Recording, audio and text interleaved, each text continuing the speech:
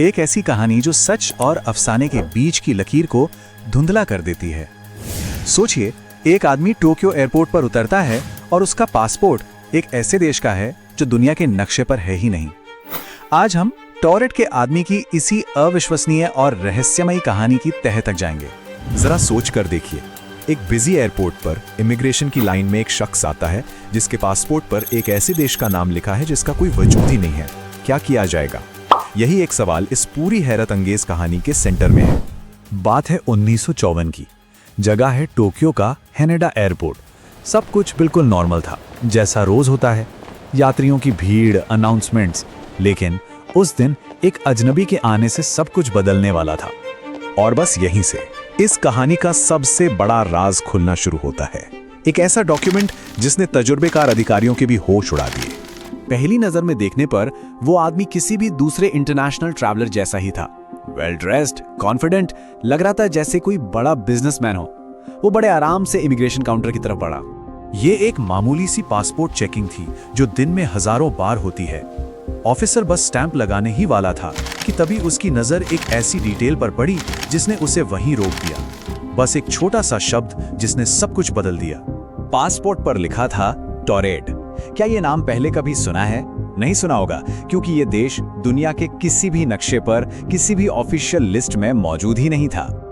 अब जब अधिकारियों ने इस अजनबी से पूछताछ शुरू की ना, तो मामला सुलझने की जगह और कहीं ज्यादा पेचीदा और अविश्वसनीय होता चला गया। जाहिर है ऑफिसर हैरान था। उसने कंफ्यूजन में सिर उठाकर पूछा, ये कौन सा देश है? उसकी आवाज में शक और हैरानी दोनों साफ थे। सवाल बहुत सीधा था, पर इसका जवाब दुनिया की समझ से बिल्कुल परे था। उस आदमी ने बड़े ही कैजुअली जवाब दिया, टॉरेट? वो तो फ्रांस और स्पेन के बीच में है। ऑफिसर ने फौरन नक्शा निकाला। नक्शे पर उस जगह एंडोरा नाम का देश था, लेकिन टॉरेट का तो कोई नामो निशान तक नहीं था। जब उसे बताया गया कि ऐसा कोई देश है ही नहीं, तो वो आदमी तो भड़क गया। वो चिल्लाने लगा, ये क्या मजाक है? मेरा देश 1000 साल से मौजूद है। उसका कॉन्फिडेंस और गुस्सा देखकर अधिकारी भी हिल गए।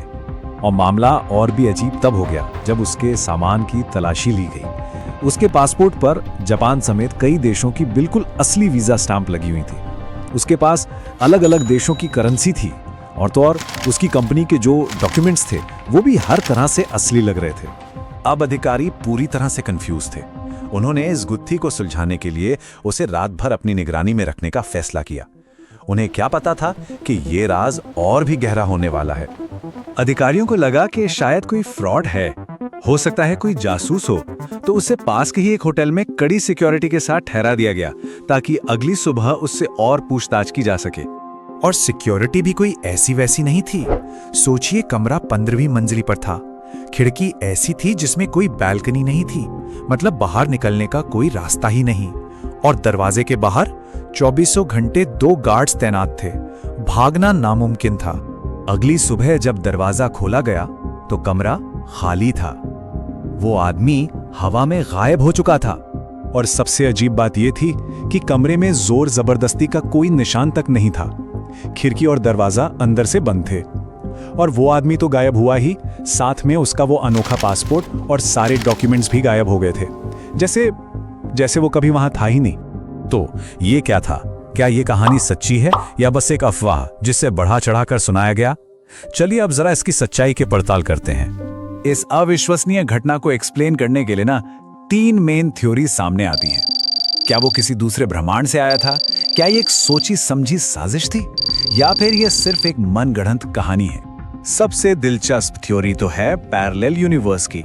इसके मुताबिक वो आदमी एक ऐसी दुनिया से था जहां एंडोरा की जगह टॉरेट नाम का देश था, और वो गलती से किसी तरह हमारी दुनिया में आ पहुंचा था। लेकिन जब हम सबूत ढूंढने निकलते हैं तो ये पूरी कहानी बिखरने लगती है। सच तो यह है कि इस घटना का कोई भी ऑफिशियल रिकॉर्ड मौजूद नहीं है, ना तो जापान सरकार के डॉक्यूमेंट्स में और ना ही उस समय के किसी अखबार में, कुछ भी नहीं। तो सवाल ये उठता है कि अगर इसका कोई सबूत ही नहीं है तो फिर ये कहानी आज तक इतनी पॉपुलर क्यों है? चलिए इस आखिरी हिस्से में इसी सवाल का जवाब ढूंढते हैं। इस पूरी कहानी के पक्ष में पुख्ता सबूतों की संख्या कितनी है? 0।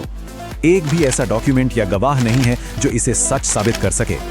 इसलिए सबसे ज्यादा संभावना यही है कि टॉरेट के आदमी की कहानी एक शहरी किंवदंती है, एक ऐसी दिलचस्प कहानी जो इतनी अनोखी थी कि वो लोगों को पसंद आई और समय के साथ और भी ज्यादा रोमांचक होती गई। और मैं आपको इसी सवाल के साथ छोड़कर जाना चाहता हूँ, आखिर ऐसी कहानियों में ऐसा क्या होता है जो सबूत ना होने पर भी हमें इतना आकर्षित करती है? शायद इसलिए क्योंकि ये हमें उन अनगिनत संभावनाओं की याद दिलाती हैं जो हमारी इस जानी पहचानी दुनिया से परे मौजूद हो सकती हैं।